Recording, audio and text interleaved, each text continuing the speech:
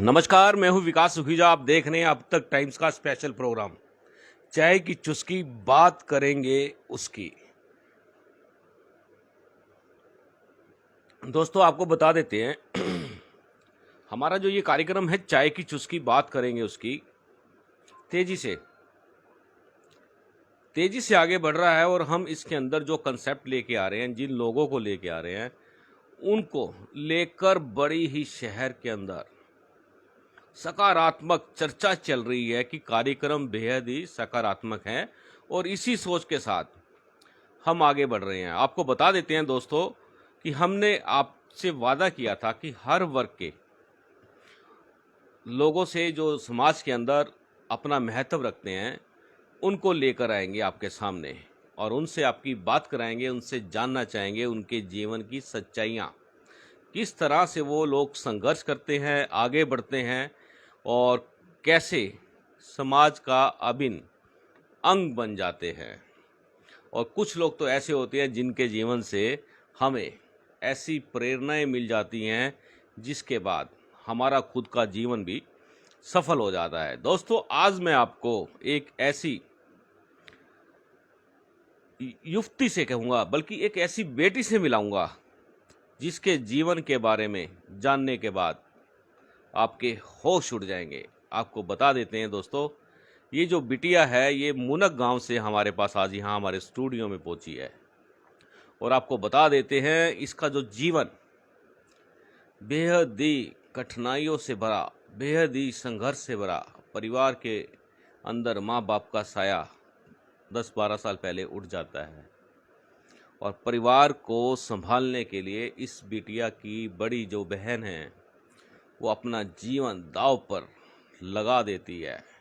और आज इसी मेहनत की वजह से आज ये बिटिया पंजाब यूनिवर्सिटी के अंदर हिंदी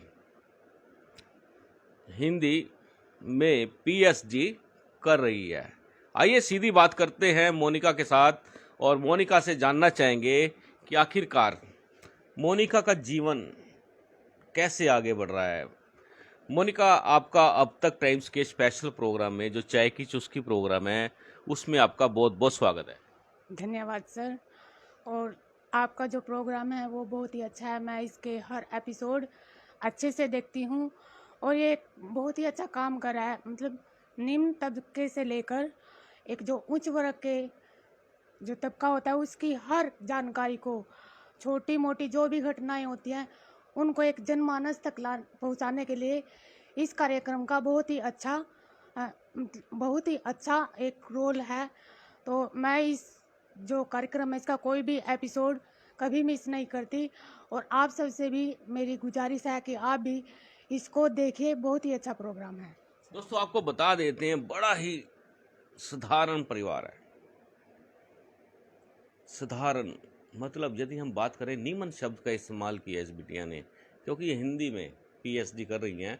और आपको बताना चाहता हूँ कि इनका जो परिवार है, इनके जो हालात हैं, ये समाज के सामने आने बेहद ही ज़रूरी हैं, क्योंकि समाज को पता लगना चाहिए कि किस तरह से जीवन बसर होता है। और सबसे बड़ी बात आपको बता देते हैं, जिस तरह से केंद्र की मोदी सरकार ने नारा दिया था, बेटी बचाओ बेटी पढ़ाओ, ये देखते हैं कहाँ तक कितना सार्थक होता है और इस मुहिम में लोग जुड़े हुए हैं। तो मोनिका, आपसे जानना चाहते हैं आपकी बैकग्राउंड क्या है, आपका परिचय क्या है। सर, अगर मैं अपने बैकग्राउंड की बात करूं तो मैं बिल्कुल ही मतलब गरीब परिवार से हूं। एक गरीब होता है, एक उससे भी गरीब होता है, तो मैं उससे मतलब संबंध रखती हूं। जब मैंने +2 पास की थी तभी मेरे मम्मी पापा एक्सपायर हो गए थे। तो मेरी मम्मी को कैंसर हुआ था और पापा जी उनके मतलब जब उनकी अस्थि हम विसर्जित करने जा रहे थे तो एक्सीडेंट हो गया था। 6 महीने बाद पापा जी भी चले गए थे। और मेरे मम्मी पापा मजदूरी करते थे, उनको मजदूरी मिल जाती थी तो घर का खर्चा चल जाता था। कई बार ऐसा होता था कि हम सिर्फ रोटी और चटनी प्याज के साथ खाते थे। तो लेकिन मेरे मम्मी पापा की सबसे अच्छी बात यह थी कि मजदूरी हम कर लेंगे लेकिन हम अपने बच्चों को ज़रूर पढ़ाएंगे, क्योंकि आने वाला टाइम उनको पता था। भले ही वो अनपढ़ हो लेकिन उनको एक मतलब आने वाले समय के बारे में पता था। वे एक स्पेशली एक लड़की के लिए अनपढ़ रहना बहुत मुश्किल है। तो उन्होंने कहा भी हम मजदूरी करेंगे, कुछ भी करेंगे, लेकिन हम तीनों बहनें थी, उन्होंने हम तीनों को पढ़ाया। और कई बार मतलब हमारे आसपास के कहते थे भाई लड़कियां हैं, पराया धन है, क्या करोगे पढ़ा के।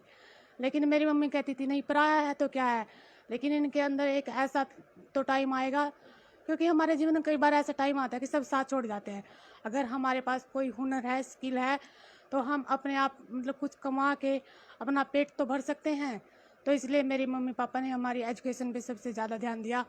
और मेरे मम्मी पापा ने एक सपना देखा था कि मेरी बेटी कुछ बने, कुछ ऐसा बड़ा करे।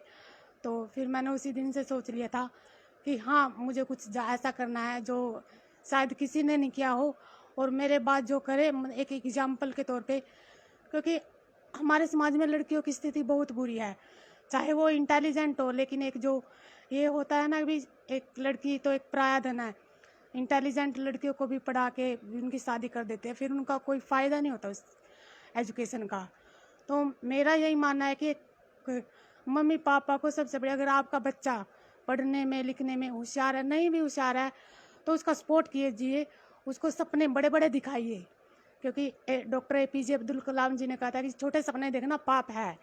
तो सपने बड़े देखो, अगर आप सपने देखोगे तभी तो उनको पूरा करने की कोशिश करोगे। तो मैं ऐसे ही मैंने अपने एक सपना देखा प्रोफेसर का, मैंने MA में ही देख लिया, BA में देख लिया था। हालांकि मेरे साथ की जो लड़कियां थी वो JBT में चली गई, B.Ed में चली गई। तो मैंने कहा नहीं, मुझे B.Ed और टीचिंग सभी लाइन अच्छी हैं, लेकिन मेरा जो सपना था वो एक प्रोफेसर बनने का है। बिल्कुल बिल्कुल। तो फिर मैंने यही सोचा। तो फिर मुझे बताने वाला कोई नहीं था, क्योंकि जो आज का समय है वो आपको बताएगा नहीं, आपको पूछना पड़ेगा। तो मैं पूछती थी, कोई बहुत से बताते भी नहीं थे, लेकिन बुरे लोगों के साथ अच्छे इंसान भी होते हैं, तो वो बताते थे। तो ऐसे ही मतलब मैंने पूछ पूछ के, तो छोटे छोटे कदमों से तो फिर मैं यहाँ तक बढ़ी हूँ। तो इसमें सबसे बड़ा जो योगदान है, मेरी जो बहन है, उन्होंने अपना जीवन। मोनिका, आपसे बात करते हैं, आपके बारे में पूरा जानना चाहते हैं। दोस्तों, एक बहुत बड़ी बात जो सामने से निकल के आ रही है, आपको बता देते हैं कि सॉरी, माफ़ करना, कि छोटे छोटे कदमों से जब व्यक्ति आगे बढ़ता है, छोटे छोटे कदमों से जब व्यक्ति आगे बढ़ता है तो मंजिलें मिल ही जाती हैं। क्या बात कही है मोनिका ने कि हमारे देश के पूर्व राष्ट्रपति श्री अब्दुल कलाम जी ने, उन्होंने कहा था कि सपने छोटे नहीं बड़े देखो, आगे बढ़ना है तो। मोनिका जी, आपके मम्मी पापा भी काफ़ी समय पहले एक्सपायर हो गए, और मम्मी पहले एक्सपायर हुई कैंसर की वजह से, आपने बताया है। और उन्हीं के ही जब वो फूल लेकर हरिद्वार जा रहे थे, तो रास्ते में सड़क दुर्घटना के अंदर पापा भी एक्सपायर हो जाते हैं। मोनिका, कितने भाई बहन हो आप? सर हम 5 भाई बहन हैं, 3 बहनें हैं। बड़ी सबसे बड़ी जो हमारी सिस्टर है, उसने शादी नहीं करवाई, उसे छोटे वाले की कर दी है। फिर तीसरे नंबर पे मैं हूँ, और फिर मेरे से छोटे भाई हैं 2। जो मेरे से छोटा भाई है उसकी शादी कर दी है हमने। उससे छोटा है, वो पढ़ने में काफ़ी होशियार है, तो उसने BCom करके अब MA इकोनॉमिक्स कर रहा है वो। और मतलब वो बहुत ही पढ़ने में होशियार है। तो हमारे परिवार में इतना ही है फिलहाल। तो मोनिका, जिस तरह से आपके मम्मी पापा एक्सपायर हुए, तो आपके घर का पालन पोषण किसने किया? कौन ऐसा व्यक्ति था जिसने अपने जीवन का बलिदान दे दिया अपने भाई बहनों के लिए? सर अगर मैं इस विषय पर बात करूं तो एक ही है, वो है हमारी सबसे बड़ी सिस्टर। उसने अपना जीवन हमारे लिए बलिदान कर दिया, क्योंकि उसका मानना था अगर मैं भी शादी करवा लूँगी तो मेरे भाई बहन छोटे हैं, तो अगर वो ससुराल जाएगी तो कोई पता नहीं उसकी कोई, मतलब हम ये उम्मीद नहीं कर सकते वो अच्छे हों या बुरे हों। तो फिर वो एक थोड़ा अलग उनका मतलब निजी मामला हो जाता है। तो उसने यही देखा भी, अगर मुझे अब जब मेरी मम्मी एक्सपायर हो रही थी, तो मेरी मम्मी ने उनको कहा था भी, अब इन तीनों भाई बहनों की जिम्मेदारी तुझ पर है, तो इनका ध्यान रखना मरते टाइम, क्योंकि मैं भी उस टाइम वहीं खड़ी थी। तो फिर उन्होंने कहा भी नहीं, मेरा जीवन इसी में सार्थक है कि तुम पढ़ो लिखो और जहाँ तक मैं, जब तक मुझसे होगा मैं तुम्हारी सहायता करूँगी। और उसने शादी नहीं करवाई और अब तक हमारे मतलब सहायता करी है वो। मतलब जब हर कदम पे जब भी मेरा कभी भी हौसला टूटता है तो वो मतलब एक प्रेरणा के रूप में मेरे साथ खड़ी होती है मन के।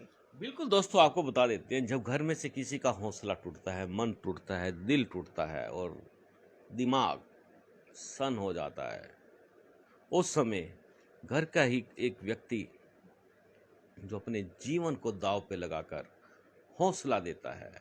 मोनिका, पारिवारिक स्थितियां आपकी काफ़ी नाजुक रही हैं, बहुत ज़्यादा हाँ जी नाजुक सर। रही है। आप कैसे फिर आगे कैसे बढ़ रही हो, शिक्षा कैसे ग्रहण कर रही हो आप? जिस तरह से आपने मुझे बताया था कि आपने जब फर्स्ट ईयर में एडमिशन लेना था तो घर में पैसे नहीं थे, हाँ जी क्या सर। क्या मैटर था वो? देखिए सर, मेरा ये मानना है कि अगर आपके मन में कुछ करने का हो, जुनून हो, तो ऐसा नहीं है कि आपके साथ कोई नहीं होगा, कहीं न कहीं से एक मदद मिल ही जाती है। पर शर्त ये है कि आपके अंदर वो चीज़, एक जुनून होना चाहिए किसी चीज़ को करने का। तो मेरे मेरे पास जब मैंने फर्स्ट ईयर में एडमिशन लिया तो मेरे मम्मी पापा के पास इतने 2000 रुपये नहीं थे, तो एडमिशन फ़ीस। तो हमारे गांव के ये एक बहुत ही मतलब बहुत ही अच्छे इंसान हैं, अ, महिपाल राणा जी। तो मेरे मम्मी पापा उनके वहाँ पे काम करते थे, गा खेत वगैरह में दिहाड़ी मजदूरी। तो उनसे उन्होंने पैसे लिए, उन्होंने दे दिए। फिर उससे मेरा एडमिशन हुआ। फिर उसके बाद जो जो मुख्य समस्या थी वो एक एडमिशन को लेकर थी। फिर सरकार भी हमारे लिए बहुत कुछ करती है। तो फिर जो हमें स्टाइफंड मिलता है 14,000 रुपये, तो फिर मैंने उनसे सेकंड हैंड किताबें, मैं एमए तक पढ़ी हूँ, मैंने सेकंड हैंड किताबों से ही पढ़ाई की है। तो किताबें ली, उन पैसों से मैंने पास बनवाया, करनाल से ही मैंने बीए और एमए की। तो हर साल 14,000 मिलते थे, सिर्फ उन्हीं से मैंने अपनी पढ़ाई की। और मतलब मेरी सिस्टर से जो भी हो सका उन्होंने थोड़ी सहायता की। बाकी तो सर मतलब। मोनिका, केवल मात्र 14,000 पे पूरे साल के लिए हाँ जी। पूरे हो जाते थे? हाँ जी, बस भी जाते थे, मैं घर भी दे देती थी। अच्छा।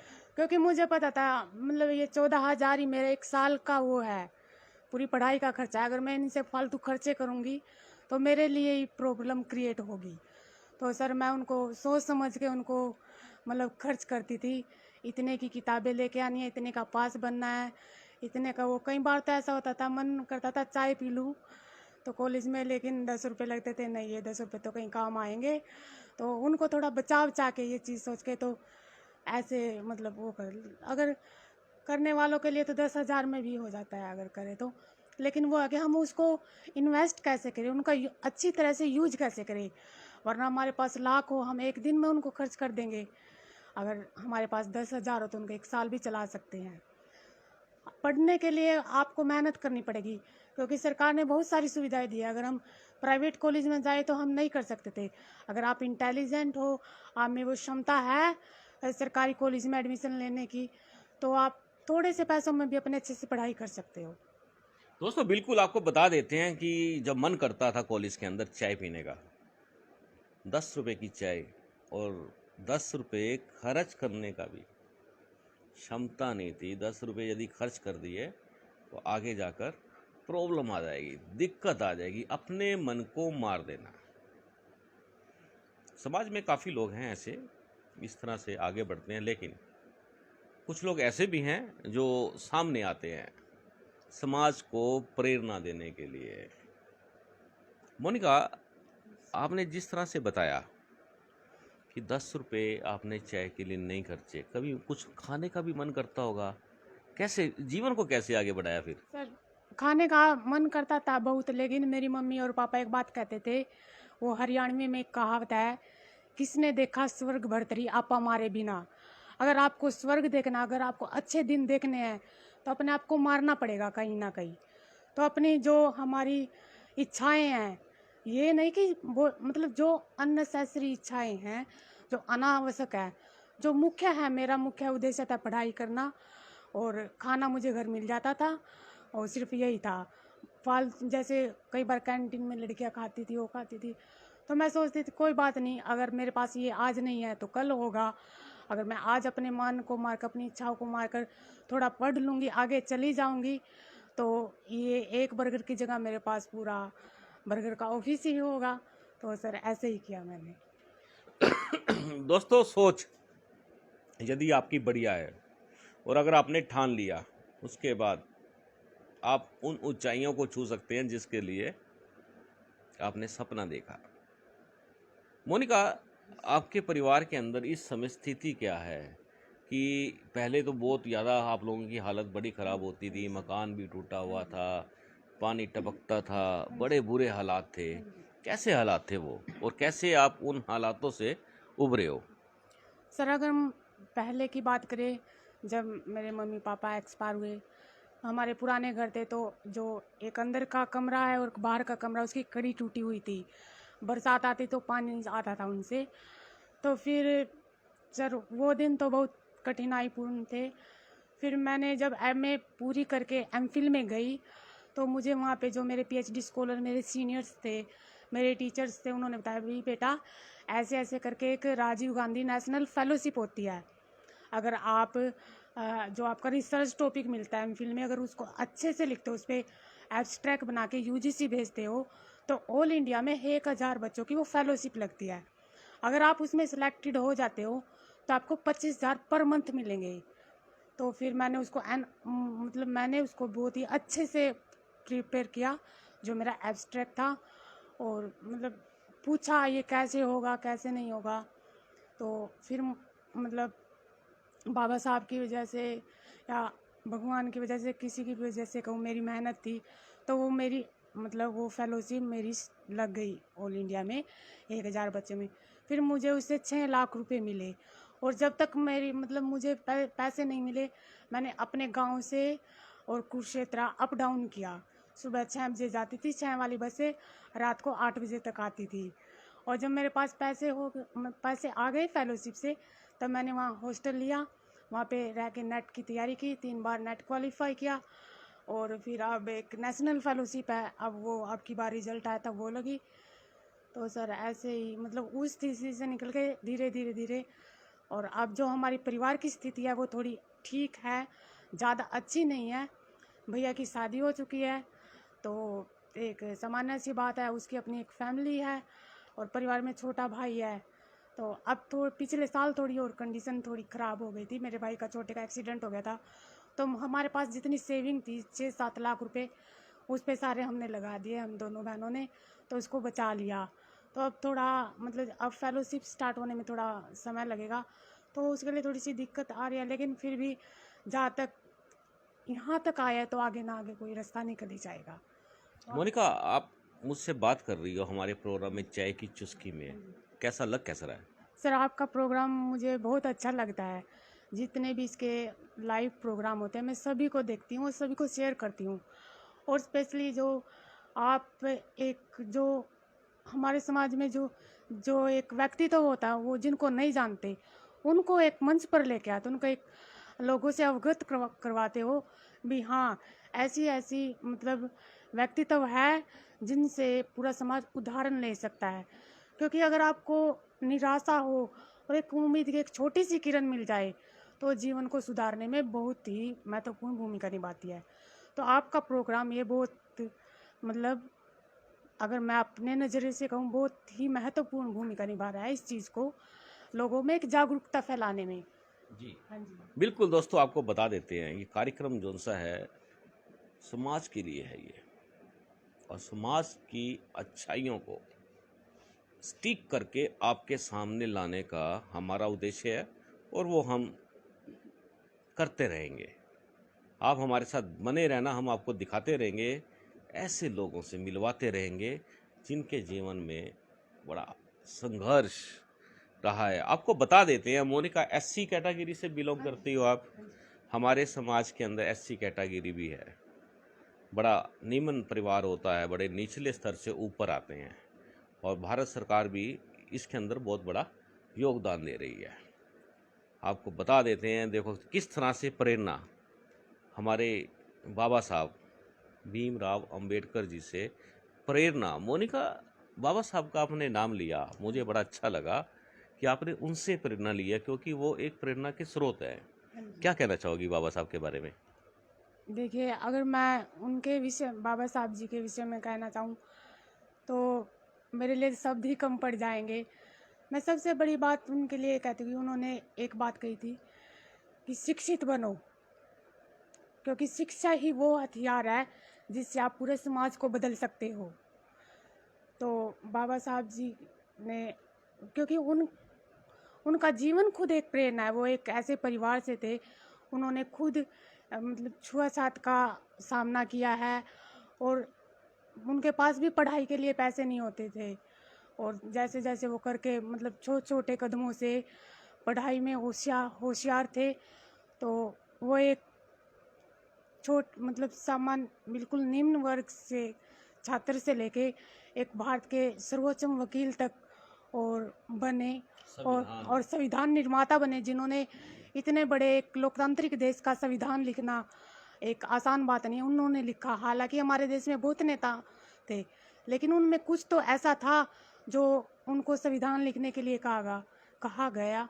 तो उनका जीवन ही एक प्रेरणा है। और मेरे लिए तो उन्होंने, अगर स्पेशली एक बात कहूँ, जो लड़कियों के लिए जो प्रावधान किए हैं शिक्षा के लिए, वो सबसे बड़ी वो चीज़ है।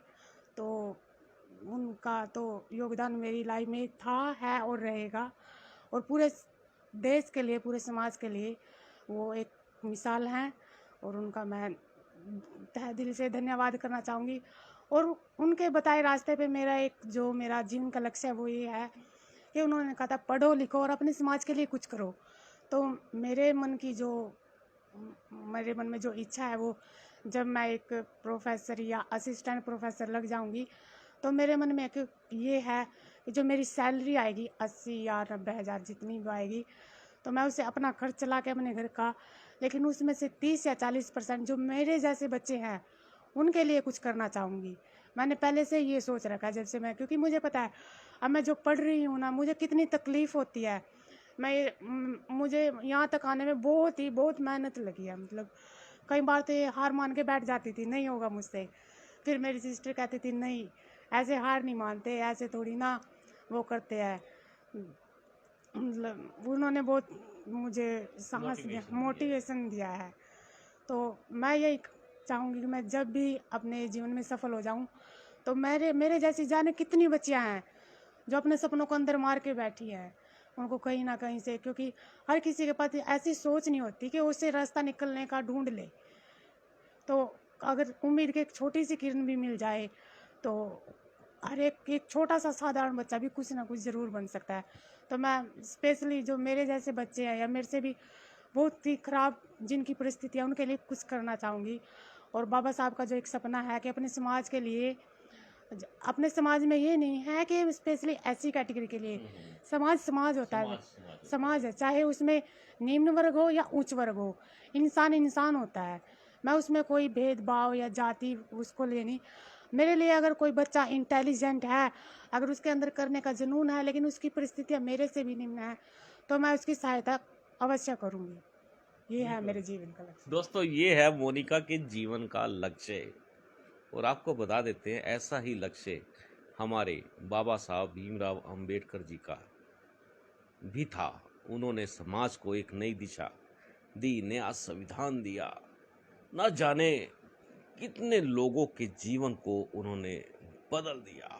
और आपको बता देते हैं, बाबा साहब की जो प्रतिमाएं लगती हैं शहरों में, जो लगी हुई हैं, उसमें एक बहुत बड़ा मैसेज आता है कि बाबा साहब के हाथ में एक तरफ पुस्तकें हैं, काफ़ी पुस्तकें होती है, और दूसरी तरफ उनका एक मैसेज होता है, फिंगर से वो मैसेज भी देते हैं।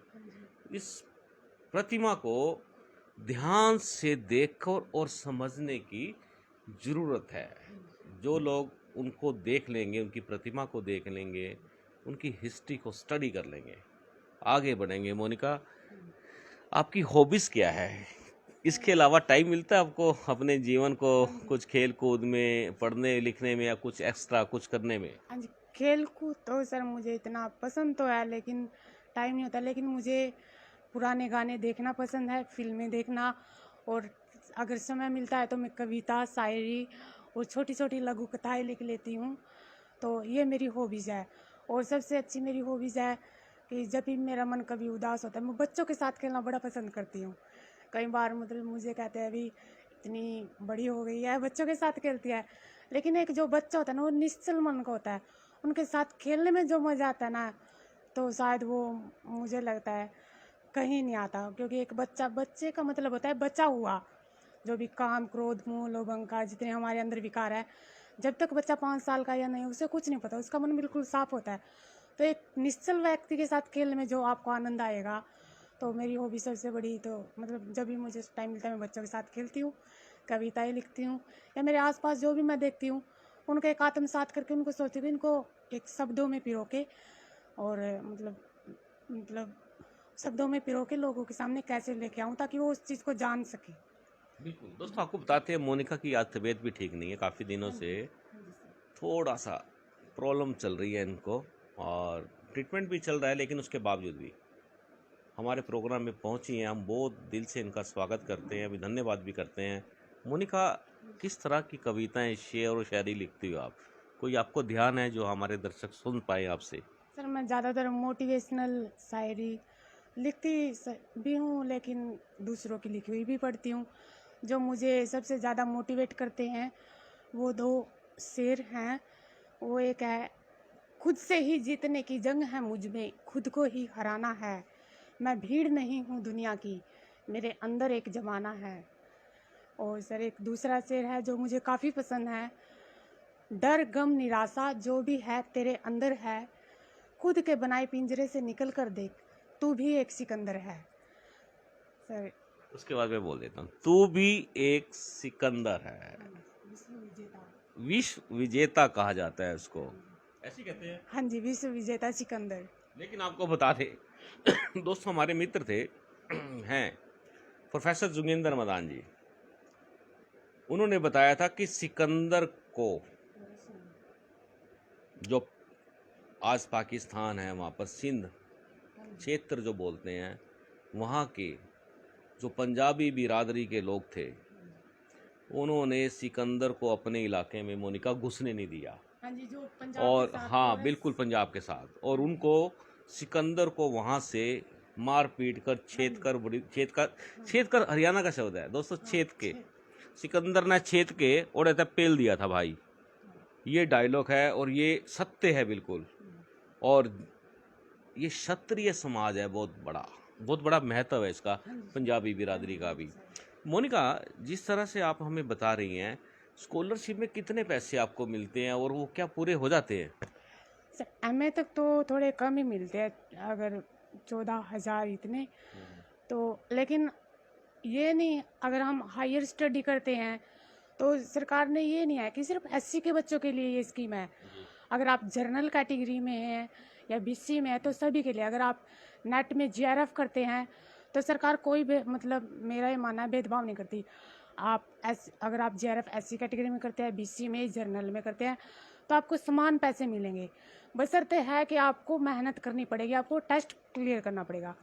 फिर तो आपके पास इतने पैसे हो जाते हैं कि आप पढ़ाई भी कर सकते हो, अपने जो शौक है, चाय भी पी सकते हो, समोसा भी खा सकते हो, शौक है उनको पूरे कर सकते हो, दूसरों की हेल्प भी कर सकते हो, ये अपने लिए कुछ सेविंग भी रख सकते हो आने मतलब भविष्य के लिए। तो पहले तो जो स्कॉलरशिप थी 25,000 पर मंथ थी, पर अब यूजीसी ने पिछले 2 साल से उसको 30,000 कर दिया है। और पीएचडी अगर हम 2 साल हो जाते हैं, तीसरा साल हमारा आरंभ हो जाता है, तो उसको एसआरएफ कहते हैं, सीनियर रिसर्च फेलोशिप, तो उसमें 35,000 कर दिए हैं वो। तो अब मैं सर यही सोच रही हूँ, मैंने एमफिल में तो ले लिया है, अब उसको पीएचडी में कंटिन्यू करवाना है। तो अब अगर वो, क्योंकि कोरोना की वजह से थोड़ा डिले हो रहा है उसमें, तो अगर वो कंटिन्यू हो जाएगी तो फिर मेरे पास थोड़े फिर से हाँ जी आ जाएंगे। तो मोनिका, अगर आपसे कोई हमारे दर्शक की जानकारी लेना चाहें भी किस तरह से स्कॉलरशिप मिलते हैं, कौन कौन से टेस्ट आगे पास करने हैं, उन्हीं के आधार पे मिलते हैं, तो क्या आप बता पाओगी? अगर वो आपको पूछे भी तो आपका कॉन्टैक्ट नंबर क्या है, तो एक बार मुझे बताइए आप क्या क्या बता सकती है? सर सबसे पहले अगर आप पीएचडी करना चाहते हो या हायर स्टडी करना चाहते हो, तो आपको एमए करने के बाद एक नेशनल एलिजिबिलिटी टेस्ट होता है, नेट, उसको यूजीसी कंडक्ट करवाता है। अगर आप उसको करते हैं, अगर आप उसको क्लियर कर जाते हैं, तो अगर आप उसके टॉप 10 में आते हैं और आप अगर एससी कैटेगरी से बिलोंग करते हैं, तो आपको नेशनल फेलोशिप मिलती है, उसमें आपको 30,000 पर मंथ मिलेगा पैसे। और उसी के बाद अगर आप जेआरएफ करते हो, जेआरएफ में थोड़े से ज़्यादा नंबर लेने पड़ते हैं। अगर नेट की कट ऑफ 50 पे है तो जेआरएफ की 54 या 56% पे होगी। अगर आप जेआरएफ करते हो तो फिर आप जनरल कैटेगरी हो या बीसी हो तो आपको भी 30,000 रुपये पर मंथ मिलेंगे। और जब तक आप पीएचडी करोगे, मिनिमम मैक्सिमम टाइम पीएचडी में 5 साल होता है, तो 5 साल तक सरकार आपको 30,000 पर मंथ देगी। तो ये है सर। हम आपका कॉन्टैक्ट नंबर डाल देंगे इस पोस्ट में। हाँ जी सर, बिल्कुल। दोस्तों, हम मोनिका का कॉन्टैक्ट नंबर डालेंगे इस पोस्ट के ऊपर, हाँ जी सर। और यदि आपको कोई भी बात करनी है तो आप मोनिका से फ़ोन पर बात करके जानकारी ले सकते हैं। मोनिका, एक बड़ा कठिन सवाल पूछने जा रहा हूँ मैं आपसे। हाँ जी सर। आप घर में 2 भाई 3 बहनें हो, सबसे ज़्यादा प्यार किसको करती हो? सर सबसे ज़्यादा प्यार सभी से है सर। जैसे हमारे हाथ की 5 उंगली होती है, अगर एक कट जाए तो दर्द होता है, दूसरी कट जाए तब भी। तो प्यार तो प्यार है, प्यार तो प्यार होता है। तो मेरे लिए तो मैं सभी से प्यार करती हूँ। थोड़ा बहुत ऊपर नीचे हो जाता है। वो तो है, लेकिन जो मेरी बड़ी सिस्टर है तो उनसे थोड़ा सा ज़्यादा है। माँ की भूमिका निभा रही है। हाँ जी, उनसे है थोड़ा ज़्यादा, उनसे लगाव थोड़ा है ज़्यादा। तो बाकी तो सभी से प्यार करती हूँ। अच्छा, प्यार के साथ साथ झगड़ा भी होता है?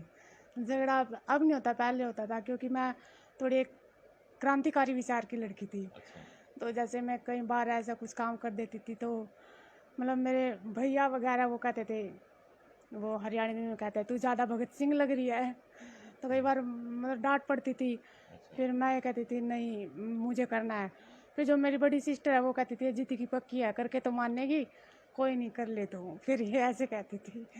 तो उनका काफ़ी सपोर्ट है मेरे जीवन में, काफ़ी नहीं, सारा ही मतलब सारा ही हाँ जी, उनका है। तो मतलब मुझे ये कहते हैं ये ज़िंदगी बड़ी पक्की है, अगर जो चीज़ कर लेती है, चाहे आज हो कल हो परसों, लेकिन ये करके मानेगी, किसी की माननी नहीं है इसने। तो ये कहते हैं वो। बिल्कुल दोस्तों, जिद रखनी बड़ी जरूरी है। जिद्दी जिसको बोलते हैं, जिद्दी एक फिल्म भी आई थी, जिद्दी धर्मेंद्र की फिल्म थी, जिद्दी, सन्नी देओल की। हाँ जी। मेरे साथी बता रहे हैं मुझे, राकेश जी कह रहे हैं सन्नी देओल की फिल्म, हाँ जद्दी फिल्म सन्नी देओल की थी। देखी आपने वो? हाँ जी, देखी है मैंने। कैसी लगी अच्छी है उनकी तो फिल्म, मुझे हर फिल्म अच्छी लगती है। सन्नी देओल की? हाँ जी, जीती जीत और माँ तुझे सलाम, घायल। घायल भी बहुत अच्छी है उनकी। मतलब हर फिल्म अच्छी लगती है मुझे। और वैसे तो मुझे पुरानी फिल्में ज़्यादा, जो अगर मैं अपनी सबसे पसंदीदा फिल्म की बात करूं तो मदर इंडिया, पूरब और पश्चिम, और एक अर्थ मूवी है, फिल्म है, उसमें शबाना आज़मी और स्मिता पाटिल जी ने जो अहम भूमिका निभाई है, वो सबसे अच्छी लगती है मुझे। आपको गाना कौन सा अच्छा लगता है? गाने तो मुझे पुराने पसंद है, लेकिन अर्थ मूवी का जो सॉन्ग है वो है तुम इतना जो मुस्कुरा रहे हो, क्या गम है जिसको छुपा रहे हो। सर ये सॉन्ग मुझे बहुत अच्छा लगता है। बिल्कुल दोस्तों, गाने जो थे, गाने जो पहले जमाने के गाने थे, उनके मीनिंग, उनके अर्थ हुआ करते थे जो समझ आते हैं। तुम इतना क्यों मुस्कुरा रही हो, क्या गम है जिसको छुपा रहे हो। दोस्तों, गमों को छुपाना नहीं है, उनको बताना है। क्योंकि इस समय जो सिस्टम चल रहा है, कोविड का भी मामला चल रहा है, तीसरी लहर की भी बात कर रहे हैं। आपके मन में जो भी बात हो, तुरंत अपने मम्मी पापा को बताएं, बड़े बहन भाई को बताएं, छोटे से डिस्कस करें और उसका अल्टरनेट निकालें। किसी के चक्कर में मत पड़ें, किसी के बहकावे में मत आएं। मोनिका, प्रोफेसर बनना चाहती हो? हाँ जी सर, प्रोफेसर बनना मुझे शुरू से ही मेरा ड्रीम था। जब मैं करनाल गवर्नमेंट कॉलेज गर्ल है उसमें पढ़ती थी, तो मेरे बैच के जितनी लड़के थी सभी बीएड में चली गई थी, क्योंकि उस साल लास्ट ईयर था बीएड, 1 साल की थी, उससे अगले साल 2 साल की हो जाती थी। तो मेरे पास इतने पैसे नहीं थे कि मैं बीएड कर सकूं, क्योंकि उस टाइम जो कट ऑफ काफ़ी हाई गई थी, तो मेरा प्राइवेट कॉलेज में नंबर पड़ा, तो मेरे पास इतने पैसे नहीं थे। तो फिर मैंने सोचा नहीं, मुझे बीएड नहीं करनी। तो फिर मैंने एमफिल में, अकेली मैंने लड़की ने एमफिल में एडमिशन लिया। तो फिर मेरा काफ़ी दिनों से वहाँ पे मन नहीं लगा। तो हमारे कॉलेज में एक मैम है, डॉक्टर ज्ञान मैम, तो मैंने उनसे कहा मैम मेरा वहाँ पे इतना मन नहीं लगता। तो उसने मुझे एक बात कही थी जो मुझे आज तक याद है, बेटा शेर अकेले चलते हैं, तो तू शेर है, तुझे अकेला चलना है। अगर वो बीएड करिए तो करने दो, तू अकेली एमफिल में गई है ना, तो एक बात याद रखना, जो शेर होता है ना वो अकेला चलता है। तो तुम एमफिल करो, तुम्हारा जो ड्रीम है उसको पूरा करो। तो सर उनसे मुझे काफ़ी प्रेरणा मिली, उन्होंने मुझे। मोनिका, अब जाते जाते, क्योंकि प्रोग्राम का एक समय होता है दोस्तों, हाँ जी। मोनिका आप समाज के लोगों को क्या मैसेज देना चाहेंगी जिससे उनका जीवन भी सफल हो? हाँ सर, समाज के लोगों के लिए मेरा यही मैसेज है कि अपने बच्चों को चाहे कैसी भी परिस्थिति हो, उनको अवश्य उनको एजुकेशन ज़रूर दें, स्पेशली लड़कियों को। क्योंकि आज का टाइम ऐसा है, अगर लड़की अपने पैरों पे डिपेंड नहीं है, अगर वो नहीं है तो, क्योंकि हमें इस लाइफ का कोई भरोसा नहीं है अभी आने वाला समय कैसा हो। अगर हमारे पास रोज़गार है, हमारे पास पैसे हैं, तो कम से कम अपनी तो रखवाली कर सकते हैं, अपना पेट तो भर सकते हैं। और यदि हम समाज के आज के समय में देखें तो अच्छी स्थिति भी है, लेकिन साथ साथ लड़कियों की बुरी स्थिति भी है। काफ़ी ऐसी घटनाएं हो जाती हैं कि एक लड़की के पास कोई चारा नहीं होता, मतलब ये वो उसको समझ नहीं आता मैं क्या करूं। क्योंकि हमारा समाज एक पितृसत्तात्मक समाज है। तो लड़के के लिए थोड़ा ये नहीं, अगर लड़का रात को 2 बजे भी घर से बाहर से आए तो उसके करैक्टर पे सवाल नहीं उठता। अगर लड़की 10 भी बज जाए तो उसको फ़ोन करके पूछते हैं अभी कहाँ रहेगी, थोड़ा वो हो जाता है। तो अपनी बेटियों को एक इतना स्ट्रॉन्ग बनाए कि मेरा ये मानना है कि उनको चांद जैसा मत बनाए कि लोग घूर के देखें, उनको सूरज जैसा बनाए ताकि देखने से पहले उनकी नज़रें नीची हो जाए। इतना तेज़ दो उनको, और वो तेज़ एक एजुकेशन के माध्यम से आएगा, मेरा ये मानना है। तो अपने बच्चों को 2 रोटी कम खाए लेकिन अवश्य पढ़ाए, उनको सपने बड़े बड़े दिखाएं। क्योंकि अब जब सपने दिखाओगे तो उनको पूरा करने के लिए उनको छोटे छोटे कदमों से उनको ऊंचाइयों तक पहुंचाने की कोशिश करो, उनका सपोर्ट करे। ये नहीं है कि उनका मतलब कोई ये कह दे हौसले तोड़ दे। क्योंकि एक रिसेंटली अगर मैं कहूँ तो मेरी एक जैसे मेरी सर्कल में एक मेरी भतीजी थी, उसके +2 में 90% आए। तो मैंने कहा उसके मम्मी पापा को, इसको पढ़ाओ, ये बहुत अच्छी है पढ़ने में। और मेरे एक भैया ने उनको सपोर्ट भी किया, भी मैं दूंगा इसका खर्चा। तो उसकी बड़ी बहन की जो सगाई कर रखी थी वो बोले नहीं, हमारा समाज ऐसा है, ठीक है ताऊ चाचे क्या कहेंगे, तो शादी कर देते, कोरोना है, गरीब आदमी कैसे पढ़ाएगा, एक खर्चे में 2 निकल जाएंगे। मैंने कहा ऐसी बात नहीं है, अगर ये 6 महीने कोचिंग कर लेगी ना, अपने पैरों पर स्टैंड हो जाएगी, तो लड़कों की लाइन लग जाएगी। तो इसका फ्यूचर मत वो करो, क्योंकि इसने रातों को जाग जाके पढ़ाई किया है। तो इसका वो मतलब उन्होंने ये बात नहीं मानी। मैंने उनको कहा भी तुम लोगों की क्यों सोचते हो, उनके आसपास ये लड़की ऐसे कर गई है, ये भी तो देखो आपके पास में एक लड़की है वो भी तो पढ़ रही है, उसके मम्मी पापा नहीं थे, उस चीज़ को, पॉजिटिव चीज़ों को भी तो देखो। तो सर मेरा ये मानना है कि नेगेटिव चीज़ों को मत देखो, होती हैं लेकिन पॉजिटिव चीज़ों को देखो, उनसे आपको एनर्जी आएगी, तो आपको प्रेरणा मिलेगी कि हाँ ये अगर ऐसा कर सकते तो हमारे बच्चे क्यों नहीं कर सकते। तो स्पेशली मेरा यही कहना है मम्मी पापा से, अभिभावकों से, कि अपने बच्चों को ज़रूर पढ़ाए और उनको सपोर्ट करे, उनको सपने बड़े बड़े दिखाए। और उनको एक चीज़ और बताए भी, आप एक अच्छी पोस्ट पे हो, आप इतनी चीज़ों से निकल के आए, बहुत सारे लोगों ने आपके यहाँ अचीवमेंट में सहयोग किया है, लेकिन आपको भी थोड़ा सा टाइम निकाल के, जैसी आपकी कभी स्थिति है उनके लिए भी कुछ काम करना है। जो जो एक हमारे समाज में जो मतलब जिनको एक आवश्यकता है इन चीज़ों की, जो नीड परिवार हैं, उनकी सहायता ज़रूर करनी है। क्योंकि कई बार मैंने ऐसे देखा, कई प्रोफेसर होते हैं वो चले जाते हैं ऊंची ऊंची पोस्ट पे, लेकिन वो उन चीज़ों को फिर भूल जाते हैं, अपने रूट्स को भूल जाते हैं। तो अपने रूट्स से जुड़े रहना है और एक समाज के लिए ज़रूर कुछ करना है।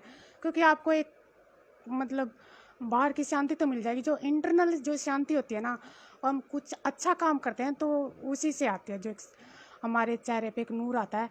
अगर हम एक अच्छा काम करते हैं, किसी रोते हुए बच्चों के साथ है, किसी एक बुजुर्ग को, कोई गरीब है उसको कोई चीज़ दे देते हैं, जो उसको देने में उसके चेहरे पे जो एक खुशी आती है ना, उसको देख के हमारे चेहरे पे खुशी आती है।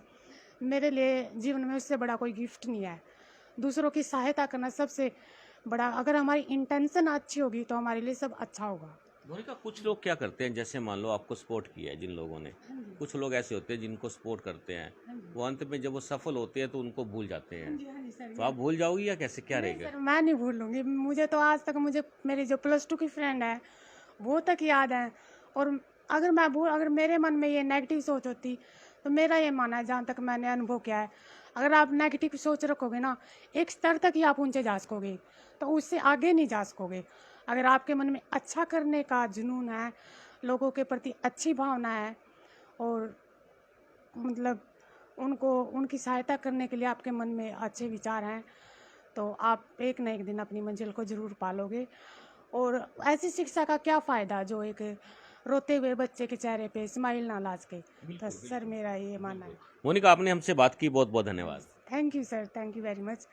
आपके प्रोग्राम में आके बहुत अच्छा लगा। Thank you.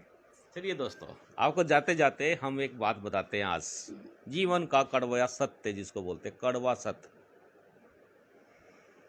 दोस्तों, समाज की सोच बड़ी नेगेटिव होती जा रही है और हम कोशिश कर रहे हैं कि पॉजिटिव रहे। आपको बता देते हैं, बड़ा अभी तक के हमारे जीवन के अंदर भी हम लोगों ने इन चीज़ों को बड़ा नोट किया है कि जो लोगों को सपोर्ट करते हैं, जो लोगों को अधिक सपोर्ट करके उनके जीवन को सफल बनाने के या उनके काम कराने के, उनकी सहायता करने में योगदान देते हैं, और जो योगदान लेने वाले लोग हैं, लोग इतने स्वार्थी हो गए, निजी स्वार्थी हो गए हैं कि सपोर्टर को, जो सपोर्ट करने वाला है उसको भूल जाते हैं, और जो सपोर्ट दे रहा है, जिसके कहने से दे रहा है, उसके नज़दीक पहुंचने की कोशिश करते हैं, प्रयास करते हैं। लेकिन आपको बता देते हैं, कहते हैं जैसी करनी वैसी भरनी, एक ना एक दिन सामने आ जाती है। दोस्तों, आप बने रहे मेरे साथ। आप देख रहे हैं अब तक टाइम्स का स्पेशल प्रोग्राम, चाय की चुस्की, बात करेंगे उसकी, लोग कहते हैं किसकी। आज किसकी में जो हमने आपकी बात कराई है मोनिका से। आप बने रहे मेरे साथ। मैं हूं विकास सुखीजा, अपने साथी कृष्ण और राकेश सरवाल के साथ। नमस्कार, जय हिंद, जय भारत।